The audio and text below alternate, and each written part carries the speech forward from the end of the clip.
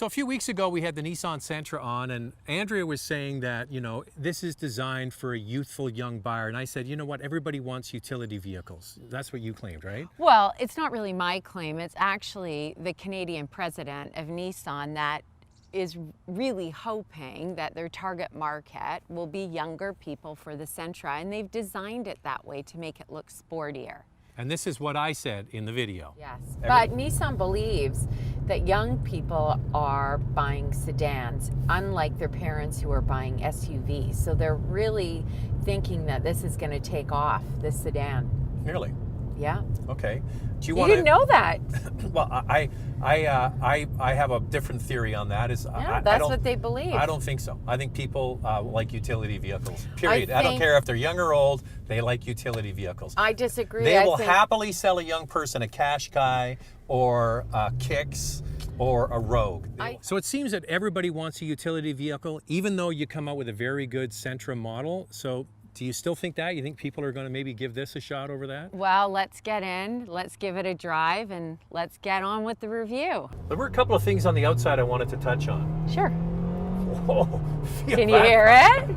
Can you feel the power? You know what? Once you get going, it's okay. Yeah. It's just initially when you accelerate, the engine works hard. We're going to get to that. Yeah. I just wanted to talk on the outside. So this is sold basically in 3 basic grades. That's right. The base model comes with steel wheels and hubcaps. Yeah. I wouldn't get that one. It's the middle one is the thing, the one I think offers the best value. And still quite affordable. And still quite affordable. Yeah. You get the alloy wheels. The top one we have here gets LED headlamps, but all of them come with fog lamps. And you touched on some basic safety features. Is quite well equipped, right? It's really well equipped. You know, one thing they also have for the back seat is the rear detection. Yeah, not on all trims though. Not on all trims. And they've got a notification to let you know if you've left anything in the back seat. Precious cargo. Yeah, well, kids, that's really why it came about, because people would leave their kids and forget. So the way it works, if you open the back door and then you close the back door and then you start the car and turn the car off and leave and lock it, but don't open the back door again, it lets you know. Yes. So, I mean, that is the worst nightmare story of all, is leaving your kid on a hot day. I think it's a wonderful feature to have available on every trim level. Yeah. Okay, so styling, what do you think? You think it's, is it a cute ute? I think it's super cute. If you look at the exterior, it's sporty. I love the two-tone color combination. This one in particular is black and white, but they have many others. I actually saw a gray and orange, which was cool, but you can't get that on every trim level. So the base model doesn't have that. So you're going to get black handles. You're not going to get the color of the paint that you choose. Now, we talk about people maybe wanting to buy a car versus wanting to buy a small utility vehicle. They used to have a little hatchback, inexpensive vehicle. Actually, this is built on the exact same platform. Yes. It was called the Versa Note. Yes. And it offered a ton of room on the inside. It was cheap and cheerful. They stopped selling it because people didn't buy it. So this is what they want. Sales of this Kicks have absolutely skyrocketed since it was introduction. For whatever reason, people, if it's a utility, they'll buy it. If it's a hatchback, they won't. If it's a sedan, they're moving away from it. Why is that? I don't know. I think it has a lot to do with maybe cool appeal. They look very sporty. You sit up a bit higher. And I think that people think with these subcompact SUVs that they have more room, but really they don't. They don't. Like that Versa Note was so big. It's the same platform. This is built off of that. And another one that they've done a similar thing is the Hyundai Venue. So they took the Hyundai Accent, little hatchback car, same kind of deal, and they turned it into utility vehicle, and they charge more money. So this is marketing genius. Let's give people basically a subcompact car, and we'll charge them more. I was just going to say that. It gets pricier, but people are willing to pay. This one in particular, if you get the base model, you can get it for under $20,000 with all of these safety features available.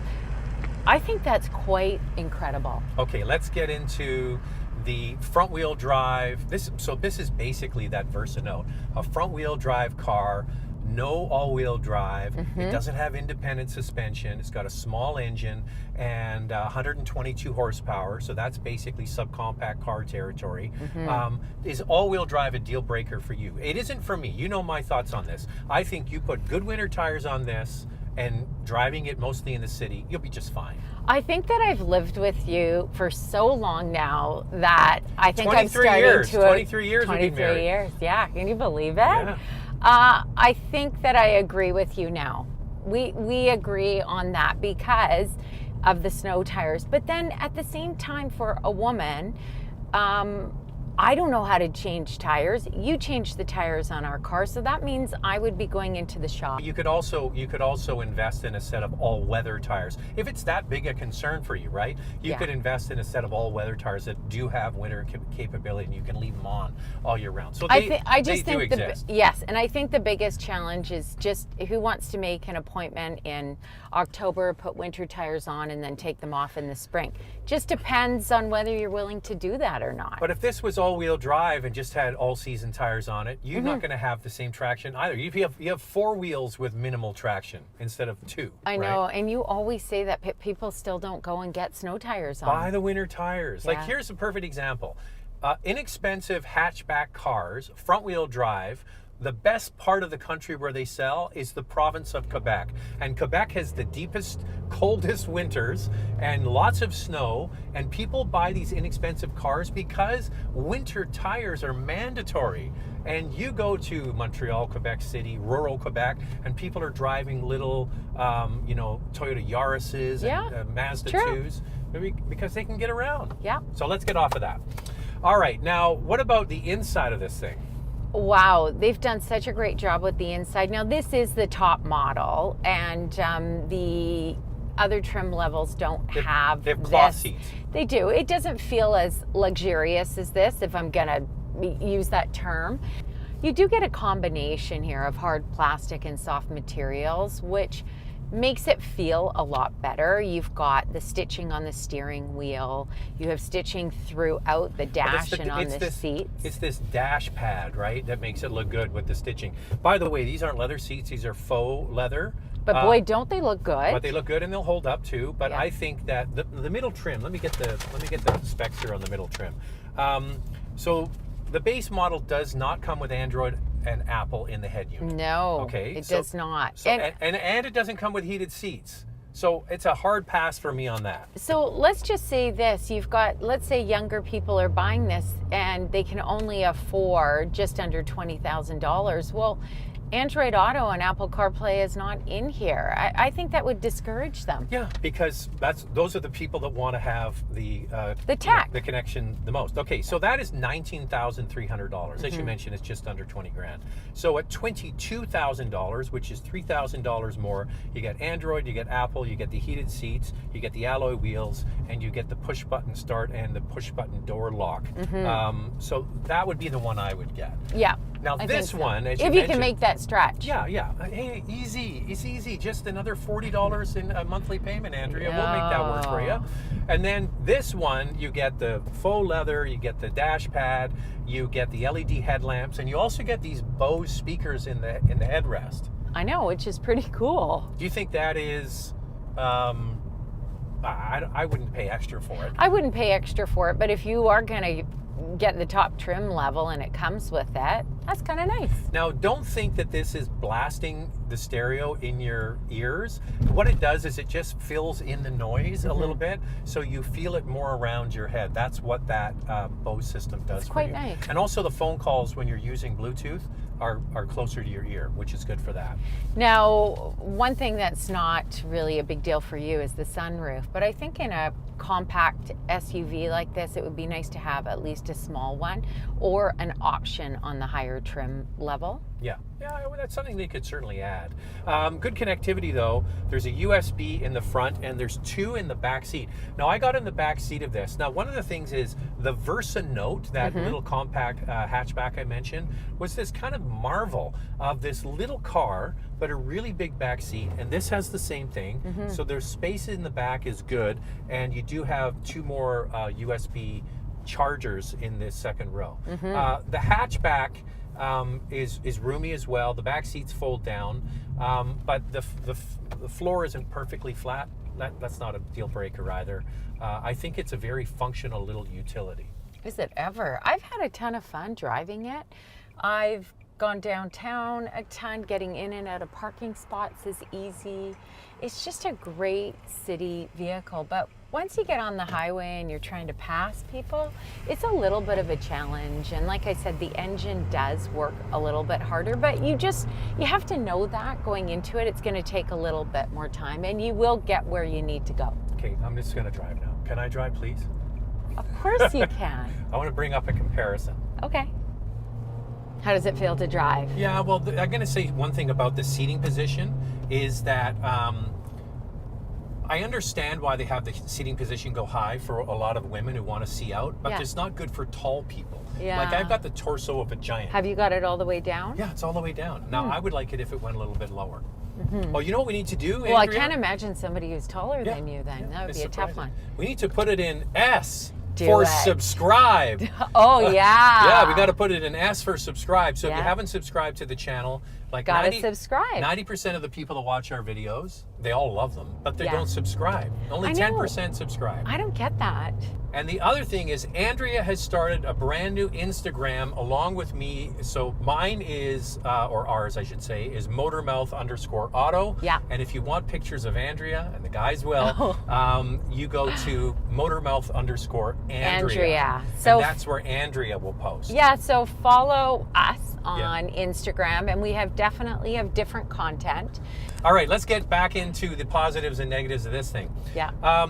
Here's what I said about the Kicks a year or two ago when I first had a chance to review it. Someone's going to come in to the Nissan dealership and they're going to see the Sentra and they're going to see the Kicks and they're going to say, it's the same amount of money, I want me a little utility vehicle. But that was with the old Sentra, which was really not that great a car. No. Now they've come out with the new Sentra, which is excellent. They did a fantastic job with that car. And now I still think that it's a better vehicle, but this is still going to get more people buying it. So here's a couple of things to think about.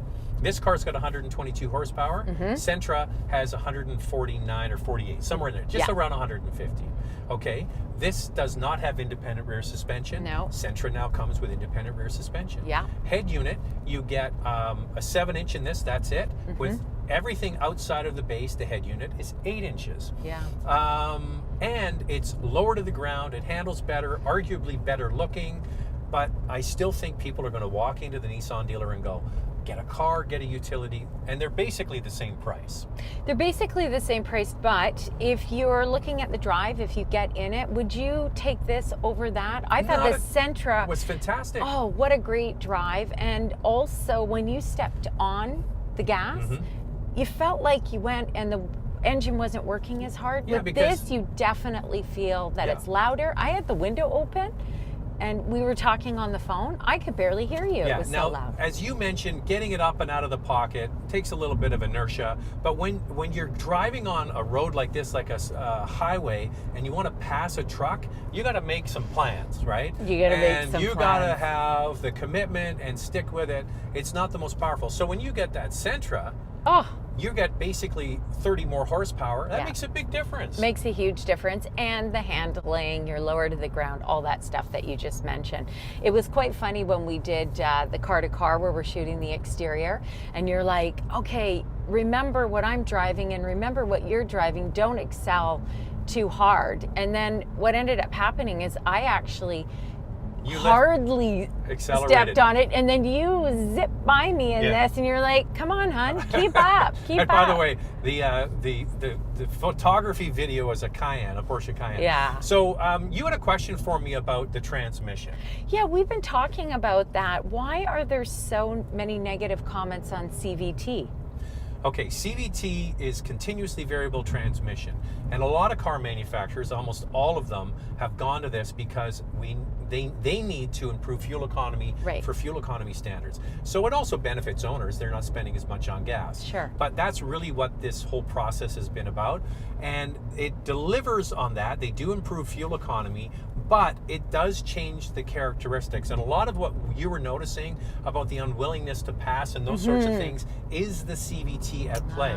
So there's no gears, it's a pulley system, and it changes the ratios continuously. So continuously variable ratios, continuously variable transmission. Now on top of that, like when we did the Sentra, all of the comments were, I hate the CVT, blah, blah, blah. But there's a lot of people who really dislike the Nissan CVT. It has been problematic, but I can tell you, driving the Sentra and this one, it does drive better than those earlier efforts. So just give it a try and see if you can live with that sort of effect. Certainly the more powerful engine in the Sentra is going to perform better than this one. Yeah. But they are improving. That's the two-headed monster that car companies have to tackle: fuel economy and carbon emissions, and that's why they go to this technology. But other brands have just added more regular gears. Sure. Like now, look at Ford; they've got 10-speed automatic now, right? Yeah. And so that's the way they're doing it. And so then we're talking about carbon footprint and reducing it. Then you're thinking hybrid, or you're thinking electric, which is a lot more money. But this is, I think, a better choice for a lot of people. Just buy a small, inexpensive, fuel-efficient car instead of spending a lot more money on a hybrid. I think for most people, and that's where that little Versa Note played, right? It was what I call cheap and cheerful, and no longer available. So the Kicks and the Sentra are roughly the same price, but the Kicks doesn't have independent rear suspension, isn't available with disc brakes, has a smaller infotainment screen and some other features as well. Plus this has now been out for a few years, but I think it's still going to outsell Sentra because people want what people want, and they seem to want utilities. Well, and that very well may be possible. I get the appeal of this. You're sitting up a bit higher. Maybe visibility is a little bit better, but I still love sedans. It's a sportier option. We'll see. I still think the Kicks is going to outsell. Well, we'll see. Hey, the data will be out and we can fight it out.